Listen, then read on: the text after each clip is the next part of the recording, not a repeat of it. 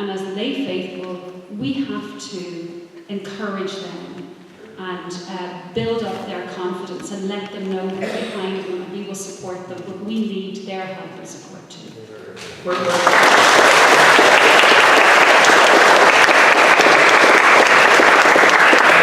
going to take one more question from the woman here. We will all then prepare for a better, not from you, sir, from this woman here. I do want to speak, since I was singled out as a priest, I want to speak well of the church in the following way. First of all, these three marvelous people, and many of my parishioners, many of the young people who are here tonight in particular, were at this church every day because they were around canvassing. We had doctors who are parishioners at this church who were canvassing. They are the church, and they were standing up.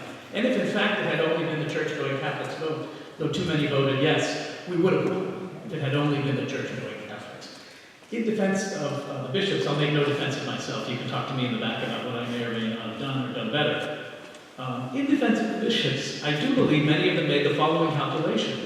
When I go on TV as a bishop, people are going to be likelier to vote against my position. I, in fact, joked, I think on a radio show with BBC, that if the bishops had come out in favor of the referendum, it might have had a chance of being defeated.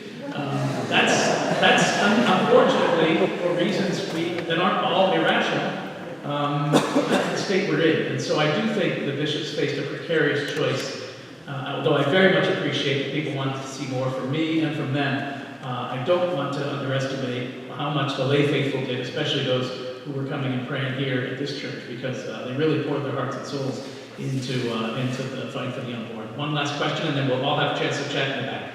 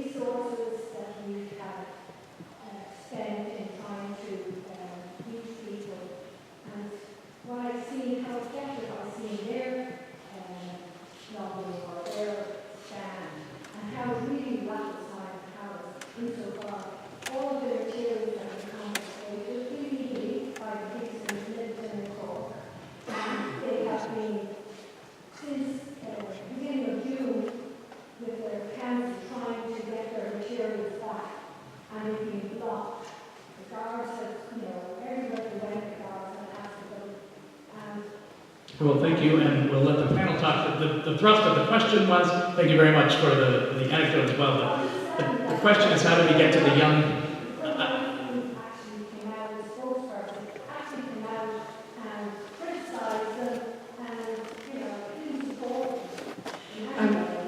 Yeah, I appreciate that. just because we need to come to an end of this, but people laughed at me and thought I was joking, but I was 100% serious when I think that when I said, 87% of, 18 to 24 voted yes. We need to find the 13%. And I think Michael Kelly worked it out as what was it, 36,000 or something. They are the best people in Ireland. They managed to stand up to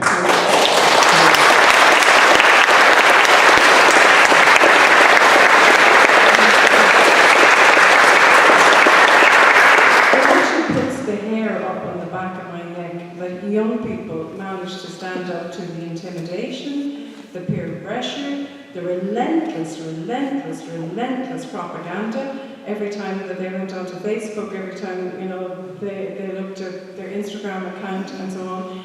And in spite of all of that, that, they managed to stick to the truth. So that's where we're going to start, with those people, because they are the influencers, because they are what my obsession, Elizabeth Newman in her Spiral of Silence book calls the hardcore, the people who actually, so we're going to start there. We'll have to agree to disagree on the Centre for Bioethical Research. I actually think they helped to lose the referendum, and I'm sorry if that's hurtful to you, but that's my personal opinion. I think they alienated a lot of people because of their graphic imagery and so on. But I think, we're not going to fall out over that. We need to stick together and to work together. But it's, but in terms of where we start with education, unfortunately, Maria is right. We cannot rely on the school system. The school system is undermined from within. There are great schools, but they're a minority. So what we need to do is we need to go back to building community. One of the awful byproducts of the scandals was that churches became afraid to work with young people. But I see really hopeful signs in that. I see churches yet again tentatively putting their toe into the water of dealing with 12 to 16-year-olds, 16, 17-year-olds, starting up groups, starting up whatever. All of that is absolutely vital. It's absolutely vital. Let us not discount that 13%. They're our hope for the future. Thank you.